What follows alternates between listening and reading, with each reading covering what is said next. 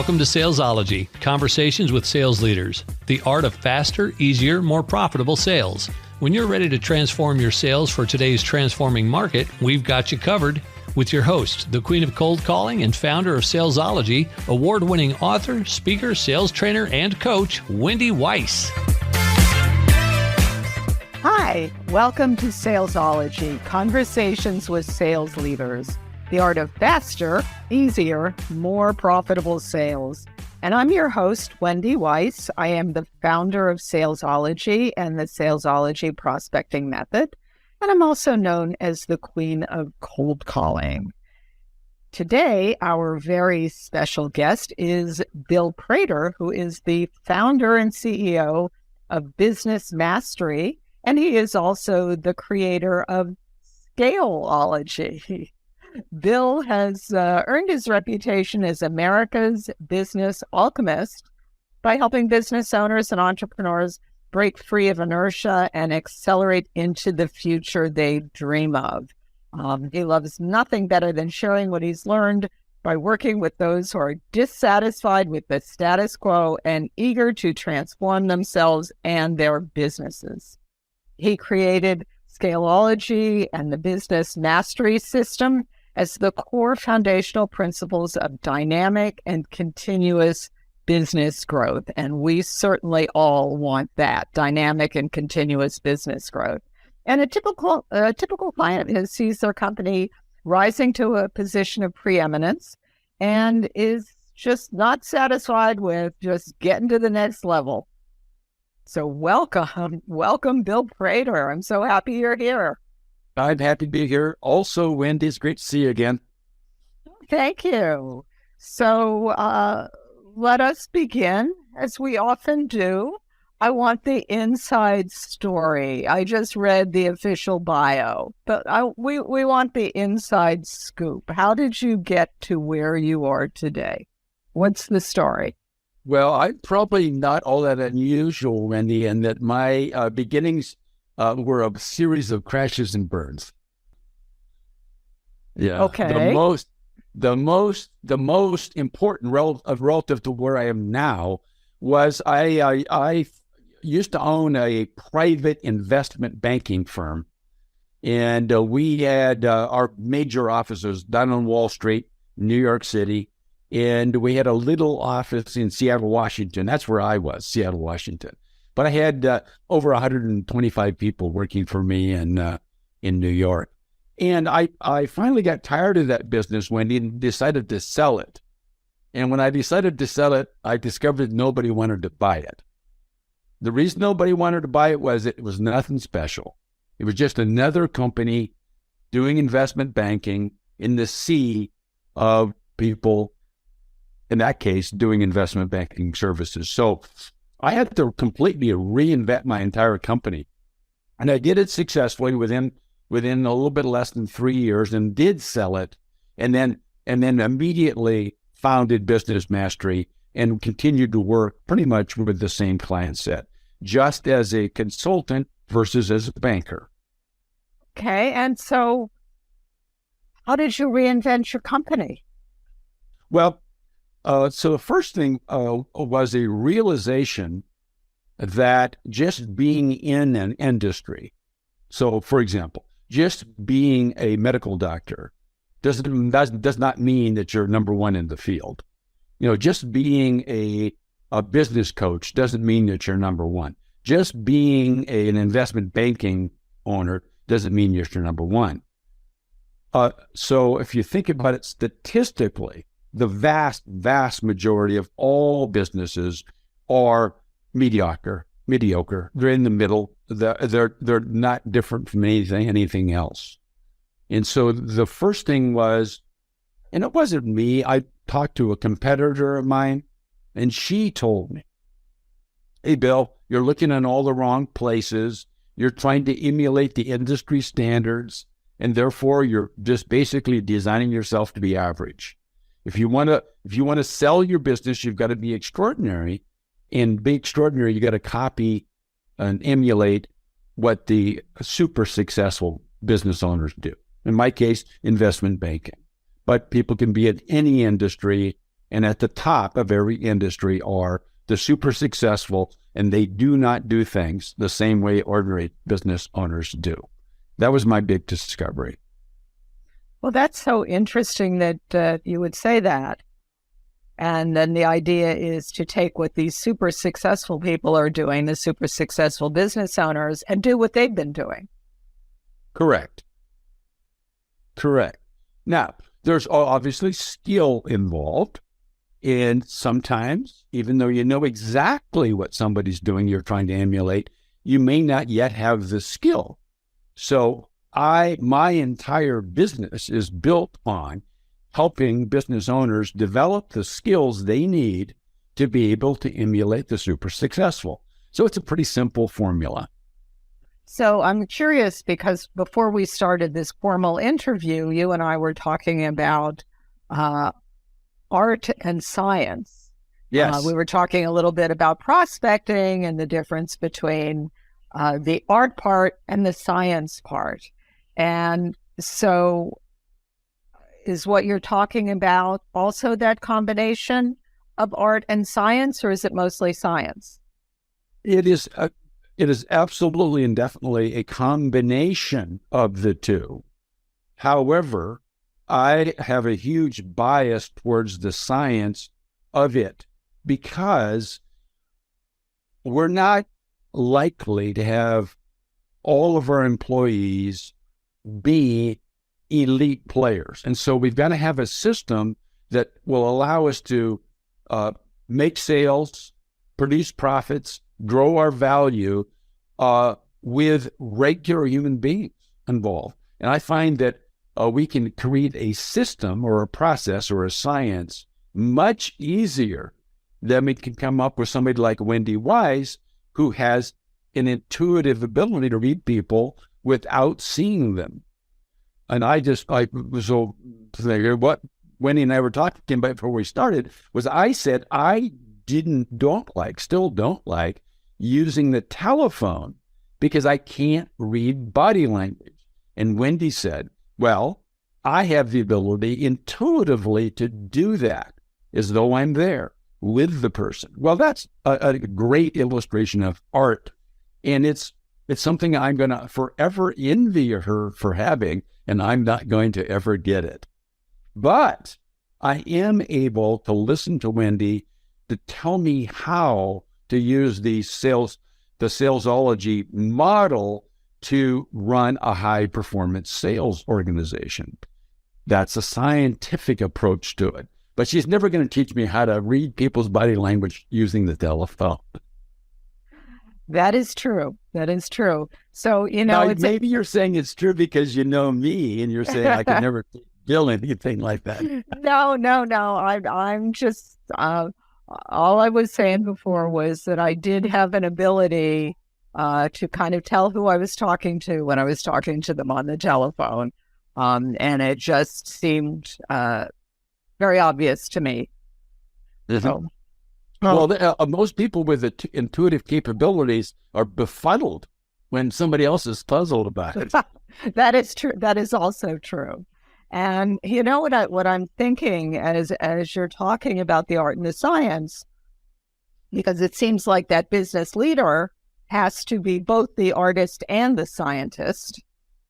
And in dance, for those of you that are listening that do not know this, my first career was I danced in a ballet company.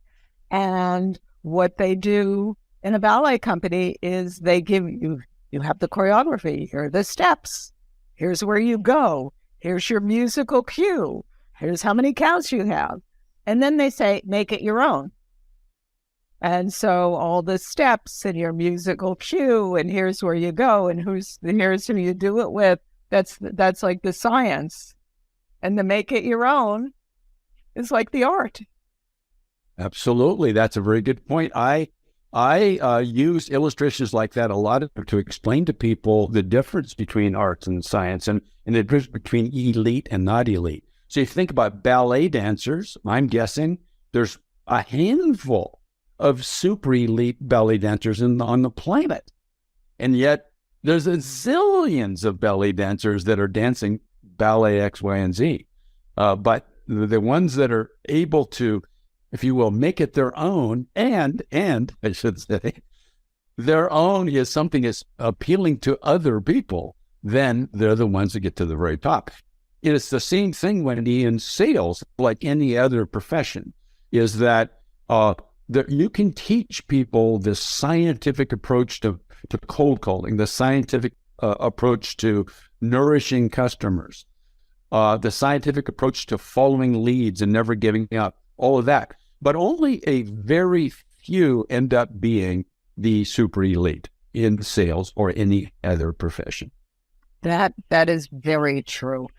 So I want to ask you, I was looking at your website and I came across 3 myths that people believe that you call them the 3 big lies that hold business owners back. And the first one, I think we could probably all agree on: working harder and longer produces better and better results. That's myth number 1. And we all know the expression, works smarter, not harder. But why is that so hard to do? Well, it is hard to do. And I'm reminded, for example, and this is very typical, if you will, programming, is that I was taught when I was young that if one of my elders told me to do something, I immediately took action. So if my grandmother said, Billy, go do this and that, I sprung to my feet and took action, and I was moving at full speed, having no idea what in the world she said. I was just trained to take action. And unfortunately, most people are. They're don't just sit there, Wendy, do something. Well, maybe the right thing to do is to sit there and think it through and observe the issue and then decide strategically what action to take. And then maybe the decision will be, you know what? I think I'm going to call the fire department. So that's a good illustration of the, if you will, the paradigm, the unfortunate paradigm that people get into their heads that being busy and so forth and so on is the right thing to do. Now, I coach and consult with lots of larger organizations. And so, you know this too, Wendy. When you're a visitor and you walk in the room, instantly the room seems to spring to action because the boss just brought in the sales consultant. And so they pick up the phones and they're all moving because they've been taught to do that. And the truth is, no, that's not what they should be doing. So you've got to unlearn that. You've got to completely rewire your brain. In fact, I'm going to be giving a gift to our audience a little bit later on, and it's going to actually teach a tool which will undo myth number 1, really. Okay, well, that's a very valuable tool, and I'm going to access that right away. So let's move on and talk about your second myth. Because the second myth is hire and retain the best and the brightest and let them do their job. What's the problem there? Why are you saying that's a myth? Why shouldn't you hire and retain the best and the brightest and then let them do their thing? I am totally in favor of hiring the very best you can possibly afford to hire. But then there's a period, meaning we don't want to just let them do what they want to do. Instead, we want to teach them the value of making commitments to each other and the company and the boss, and then being willing to be held accountable for that activity. That's a much more powerful model than let people do what they believe personally is the right thing to do. Because it most of the time is not. It just fills, if you will, the space with activity, which may not be the right activity, regardless of how skillful somebody is. It's like in ballet, you would certainly never allow the ballet dancers to do whatever in the world they want to do just because they're talented. Instead, they're going to be following the direction of the leader. That is very true. That's a recipe for getting fired. Wouldn't it be better if we did it this other way? Like the answer would be no. You know? No, we don't do. Yeah. Right, and that's a great illustration is right there. And I think all what I'll call super profession. So ballet dancing is a super profession. In other words, you really You can only be a hobbyist. And then finally, you can actually use the word dancer. Same thing, unfortunately, with most all professions. My wife was still today, she'll say, I don't understand why that restaurant closed. The food was so good. And I'll say, honey, remind you again, it's not the food, it's the management of the restaurant that makes the difference. Absolutely. So, why is it? Why does this myth exist? I mean, I see it all the time with our clients. They come to us and they say, "Oh, we're going to hire some salespeople," and I'll say, "Great. What do you have in place for them?" Crickets, like nothing. Crickets, absolute crickets. Yeah. And there's also the sales myth about the born salesperson, that somehow they're these people, they're just born knowing what to do. So you don't have to train them or have systems or like just hire them and let them go. Yeah, exactly. And that's why when you walk into any sales room, it is filled with 7-pound babies and critters. Well, that's true too. That is true too. So then let's talk about myth number 3, which is all businesses are uniquely different and must be managed accordingly. Why is that a myth? That is an interesting one as well. And that's a lot of people will, when they think about business, and let's just agree with our listeners that one of the highest order bits of any business is making sales, converting that to profit. That's it. So making sales, converting that to profit, it fits all businesses. It doesn't matter what business it is. Now, the differences lie in the converting it to profit part, because if you're running a chain of beauty salons, you probably don't want to have anybody putting shoes on horses. It would be entirely inappropriate. You would be able to just be delivering the service. So at the what I call the front line, or when you're close to a customer and you're delivering the service or products to the customer, all businesses are different. But when you get into the higher order bids, revenue, profits, cash flow, strategy, those are common business to business to business. And so that's how people like Wendy Weiss and Bill Prater are able to help people with their, if you will, strategic and tactical approaches to things. But you would never say no to somebody because you wouldn't understand how to sell horseshoeing services. That would never even cross your mind, because you know that selling horseshoeing services is similar to selling haircuts at a beauty salon. Absolutely. And it's very interesting, because I think that is a very pervasive myth that, oh, well, our business is different. Yeah. And it's very interesting when someone is in a selling situation and the prospect says, have you worked with any companies like ours? Have you worked with anybody else in our industry? That's why they're saying that, because they always think it's different. Yeah, they do. Yeah. Yeah. Do we have time for a 60-second story? Absolutely. We'll do the 60-second story, and then we'll have a word from our sponsor. Excellent. Perfect timing then.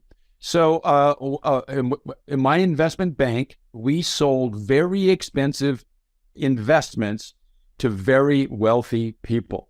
In my sales force, but there were about 80 of them, they always said they're getting these very complex objections and they need to be taught how to handle them. And I said, okay, let's just collect the objections. So we did that for about 60 days, Wendy, because you know the conclusion. Then we did it for 60 days, and in came all the objections. And the objections were, I have to ask my partner. I don't have the money. It's before tax season, or it's after tax season. There were all the common objections that we've heard for thousands and thousands of years, none of them were complex. They were all the same, what I'll call stalling objections that every prospect gives to the salespeople. And that's what they need to learn, because that's 90% of the objections people get. Absolutely. And there's, when you have a system to do that, for example, in prospecting is extremely predictable. If the prospect does not say yes to an appointment, they're going to say they're working with someone, they're busy, send me information, or I'm not interested. That's it. And that's it. And so it's actually less complicated than people think it is. And at the same time, it's more complicated because salespeople need to have the skill to know what the right answer is when they say, I'm already working with someone, which we know they're going to say, which makes them a qualified prospect. Which we know they're going to say that this degree is going to come up X% of the time. Exactly. So when we come back, Bill, you also on your website, you have the practices of the elite, the business owners. You have three practices that they do. And so I want to talk to you about that. So we're going to pause for a word from our sponsor, and then I'll come back and hold your feet to the fire to get the answers. Yeah, excellent. Thank you. Okay. So now we have a word from our sponsor, Scaleology 3X Appointments. You know how frustrating and stressful it is when you leave every sales meeting wondering if your sales team knows how to sell, because they're not selling and all you ever hear from them are excuses. They blame your marketing. They say you need to do more social media, and they say you need a new website. You know something's wrong. You don't quite know what it is, and you're even starting to wonder if it's you. You don't have a lot of options. You could just fire them all and start over. That would be expensive, and you're really sick of waking up in the middle of the night wondering how to fix this. Well, imagine instead that you have an easy-to-use, replicable system that ensures that your team can easily schedule qualified appointments. And imagine that your team is excited and motivated, no more excuses, and you feel good. Salesology 3X Appointments can make that happen. If you're a business owner or a sales manager with an underperforming sales team, let's talk. Click on the link to my calendar in the show notes, schedule a time, and I look forward to meeting you. And we are back with Bill Prater, who is the founder and CEO of Business Mastery, and he is also the creator of Scaleology. And so we are talking about how the really, really successful business owners, the elite business owners, if you will, how they operate. And you had three things on your website that you said are the practices of the preeminent. And one of them was the mindset of mastery. So what exactly does that mean? Before I answer that, I just want to give one little framing comment. So a lot of times when we'll use the term business owner, entrepreneur, something like that, potentially people can tune out thinking, well, it doesn't apply to me.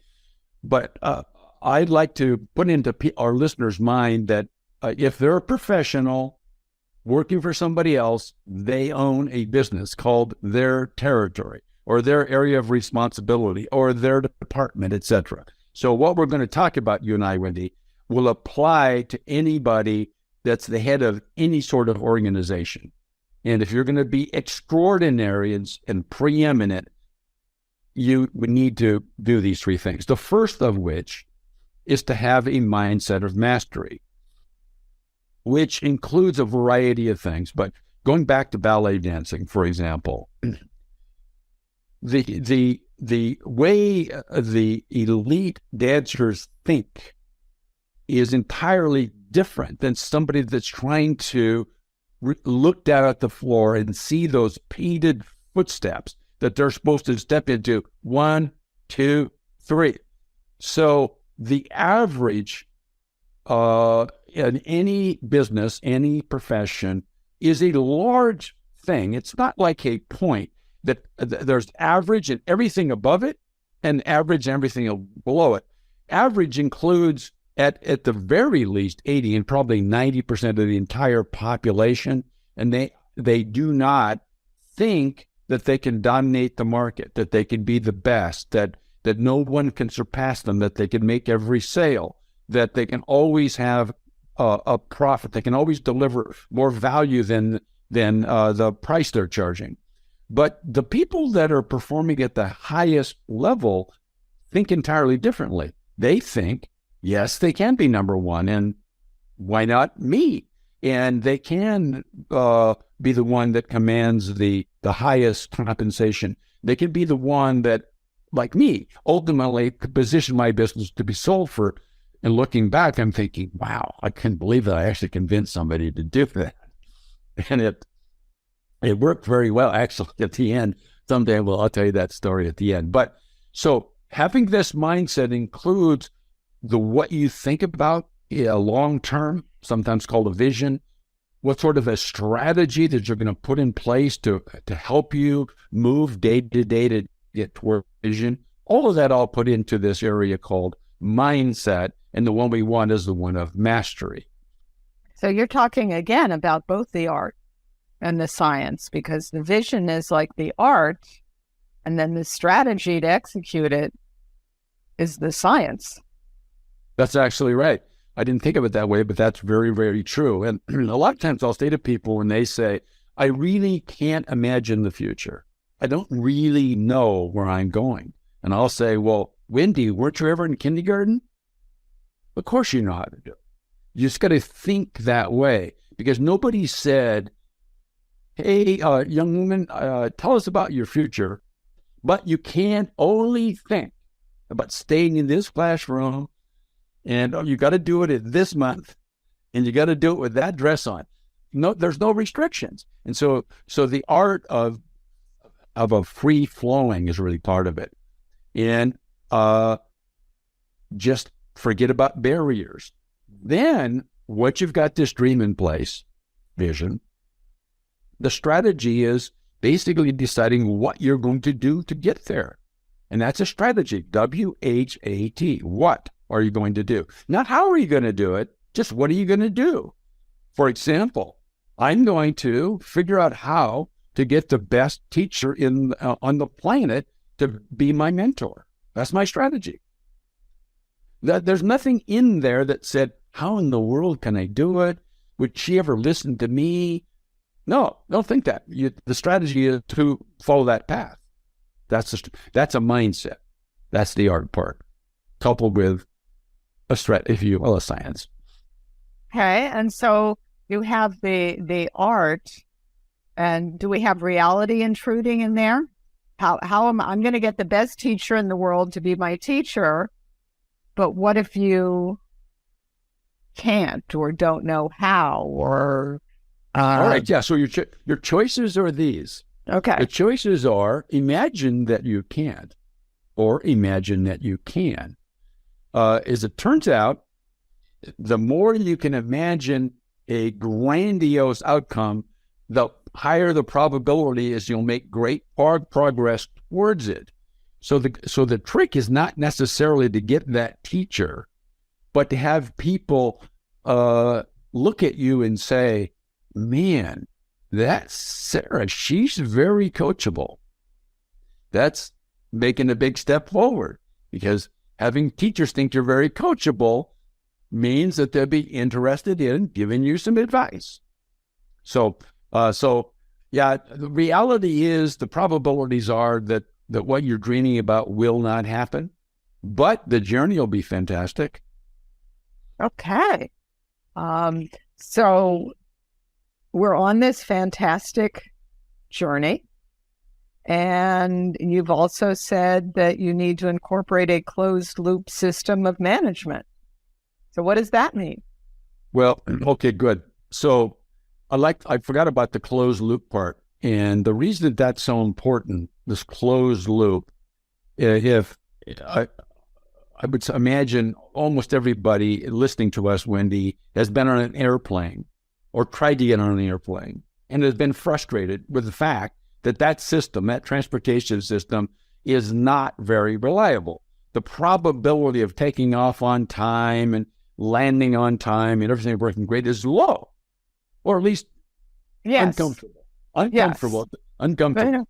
However, if you go and ride, for example, go to San Francisco, walk down into the station, the BART station, Bay Area Rapid Transit, the probabilities of that train showing up at 5:55 as scheduled is extremely high. In fact, if you're having coffee with somebody and you mention you're going to catch the 5:55, they will say, well, you better get going, because they know in their mind the probability of working is high. Why?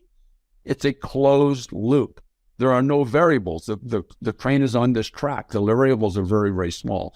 So we want to do that in our business. We want to have a system of management, a system of sales, a system of accounts receivable processing, whatever the system is, that's closed loop, meaning that the variables, the chances of it failing are low.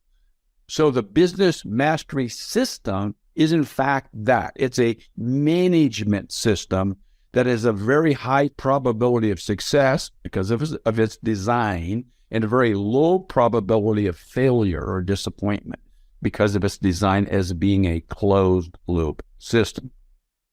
I love what you're saying, and it's so very interesting to me, because a lot of the work that I do is based on systems, and so often it is so hard to get people to understand that they actually need to have one. And but if you think about it, if you had an accountant, let's say, accountant's going to do your taxes, and they said, oh yeah, I used to do this, but now I'm doing this other thing that I just discovered this morning, you probably would go find another accountant. Yes. And it's so important to have that system that's replicable, that's predictable, and then you know how you're doing, and you know what works, and if you make changes, did that make things better or not? Right. Right. Yeah. So as we'll talk about this next myth in a few seconds, but the next foundational piece in a few seconds. But back to when we talked about hiring the best and hoping that they'll deliver the results. See, that's the antithesis of having a system. So the system would be, this is the results that we want.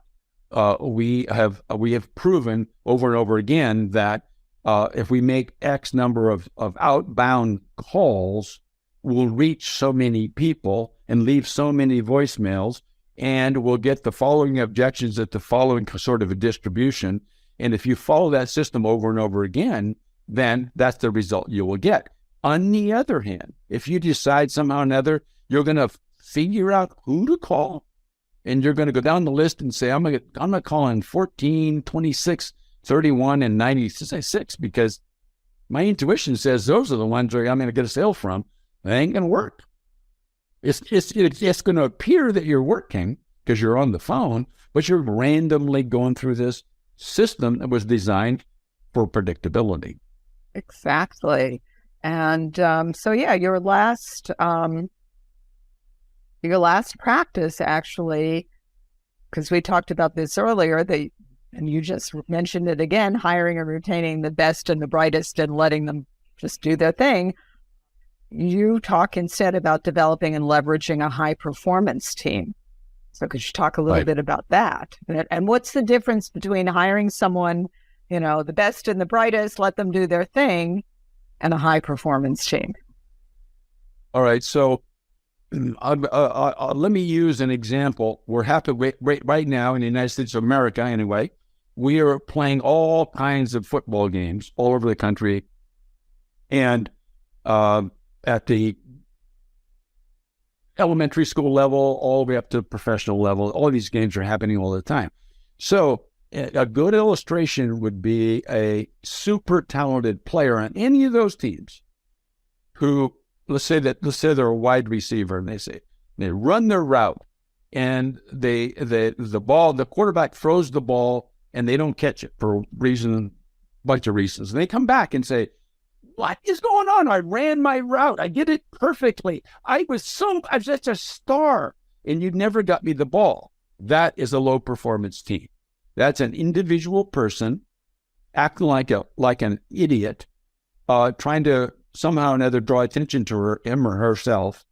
And that would be a great illustration. So what we want instead is we want the team to act like another sport, synchronized swimming, where everybody is doing exactly the same thing in unison. So, for example, back to this football example, everybody, I love football for this reason, regardless of what any individual does, we are going to play the ball from wherever it is.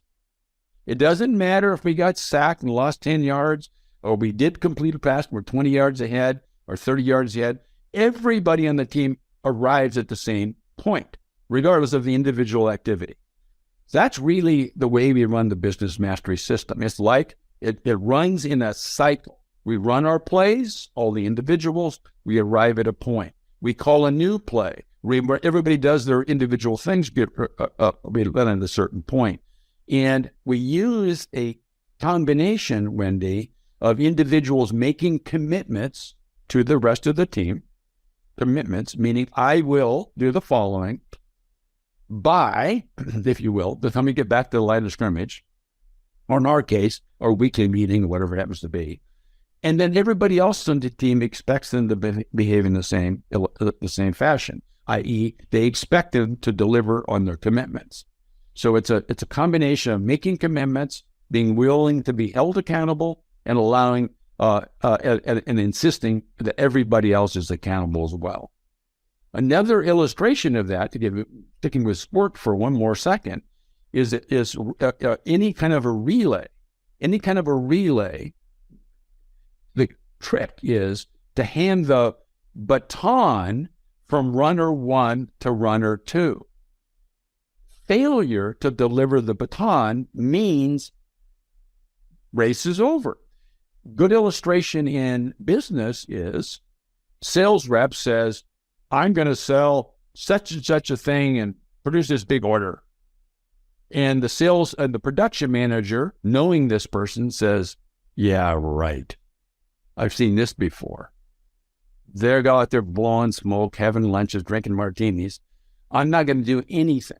i.e., I'm not going to order the parts. I'm not going to start production, waiting for this person to show up or not with the order.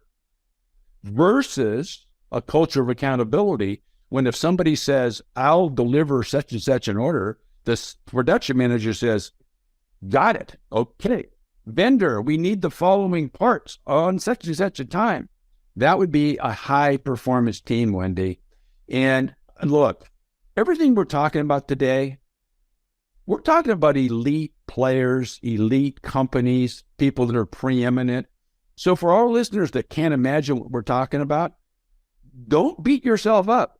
Most people are like you. Most people are ordinary, run ordinary businesses, can't comprehend what we're talking about. But the ones that get it are the ones that make that transition from being one of the crowd to being number one. I really love what you're talking about, and could talk to you about it all day long. However, we need to come to a close. So I know you have a free gift. You have a gift for all of our listeners. You mentioned it earlier. So could you tell us a little bit about your gift? And we're going to put the link in the show notes so everyone can download it. I sure will. So it really, this gift ties into a lot of what we're talking about. And it's really, it's a little short little workshop, takes 15 minutes, at the end of which people will receive a tool. They'll actually build it in the workshop and have it. It'll work immediately. And it's a tool that will allow them to collapse time and produce extraordinary results immediately. And the title of it is How to Produce a Full Day's Results in 1 hour, actually, or less than an hour. A full day's results in less than an hour. How do you do that? Well, you figure out how to do the right thing that produces the most results. And for example, The right thing is not randomly going down your list, open to land on the shiny penny, etc. It's a system. It's a little system which is super effective, and it's part of everything we talked about. It's the key to all the myths you and I have discussed, and it's the key to the 3 foundational principles. So you can get it at getbillsgift.com, getbillsgift.com, and you'll be able to sign up for that little workshop. Okay, and we are also going to post the link in the show notes. So if you didn't have a chance to grab a pen and write that down, it's okay. Just as soon as you finish listening to this podcast, go to the show notes, click on the link, and you'll get Bill's interactive workshop, produce a full day's results in 1 hour. And I know what I'm going to be doing as soon as we finish this interview. So you have been listening to Bill Prater, my interview with Bill Prater, who is the founder and CEO of Business Mastery, and he is also the creator of Scaleology. Thank you so much for listening to Salesology, Conversations with Sales Leaders. And if you found value in today's interview, please think about one business owner or one sales leader or one sales professional that you know that you think might also find value in listening to this interview, and please do share the link with them. And till we meet again, visualize yourself surrounded by cash, really large bills. You've been listening to Salesology, Conversations with Sales Leaders, the art of faster, easier, more profitable sales. Be sure to follow so that you don't miss a single episode. And while you're at it, please leave a rating and review, and be sure to share it with your friends. Tune in every week for more exciting insights and wisdom on transforming sales. And until next time, visualize yourself surrounded by cash, very large bills.